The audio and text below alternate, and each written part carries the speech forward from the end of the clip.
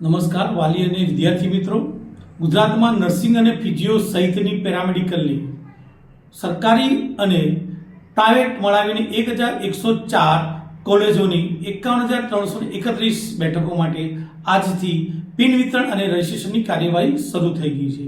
જે મિત્રો નર્સિંગ અને પેરામેડિકલની અંદર એડમિશન લેવા માંગે છે એ મિત્રોએ આજથી એમનું પિન લઈ અને રજિસ્ટ્રેશનની કાર્યવાહી શરૂ કરી દેવી જોઈએ।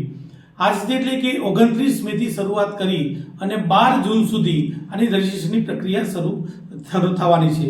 11મી સુધી એટલે કે 11મી જૂન સુધીમાં તમે પિન લઈ શકો છો અને 12 જૂન સુધીમાં આપના ડોક્યુમેન્ટ અપલોડ કરી શકો છો।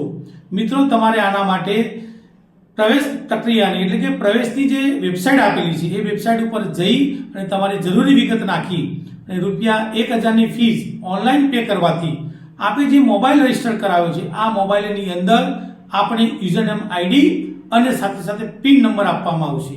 આ પિન નંબર મળ્યા પછી આપણે અંદર જઈ અને ફરી રજીસ્ટ્રેશન કરવાનું છે। રજીસ્ટ્રેશન કર્યા પછી જ ડોક્યુમેન્ટ આપને અપલોડ થશે। તો મિત્રો, ખાસ એક બાબત ધ્યાન રાખજો કે જે ડોક્યુમેન્ટ આપણે અપલોડ કરવાના છે એ સેલ્ફ એટેસ્ટેડ હોવા ખૂબ એટલે કે સ્વપ્રમાણિત હોવા જરૂરી છે। તો આ બધી બાબતો ધ્યાનમાં રાખી અને આજથી શરૂ કરી અને આ 12 જૂન સુધીમાં આપનો પ્રવેશ મેળવી શકો છો। મિત્રો, એક બાબત ખાસ ધ્યાનમાં રાખવાની કે જીએનએમ કરવું હોય, બીએસસી નર્સિંગ કરવું હોય કે પેરામેડિકલનો કોઈ પણ કોર્સ કરવો હોય તો હું આપને બતાવું કે બીએસસી નર્સિંગ છે તો આ બીએસસી નર્સિંગની 8 જેટલી સરકારી કોલેજીસ છે જેની અંદર 400 જેટલી સીટની અંદર આપ પ્રવેશ મેળવી શકો છો અને સેલ્ફ ફાઇનાન્સ 295 જેટલી સીટ છે જેની 14,536 જેટલી સીટો છે।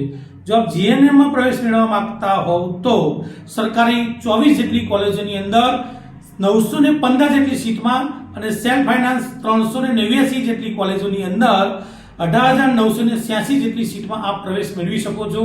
તો આપ જો નર્સિંગ અને પેરામેડિકલની અંદર પ્રવેશ મેળવીને આપની કારકિર્દી ઉજ્જવળ બનાવવા માંગતા હોય તો આજથી શરૂ થયેલી પ્રવેશ પ્રક્રિયાની અંદર આપ આપનો પિન નંબર મેળવી લેશો। પિન નંબર મેળવીને રજીસ્ટ્રેશન કરી દેશો। રજીસ્ટ્રેશન કરીને ડોક્યુમેન્ટ અપલોડ કરી શકશો। આજ સુધીમાં આ જ કાર્યવાહી છે।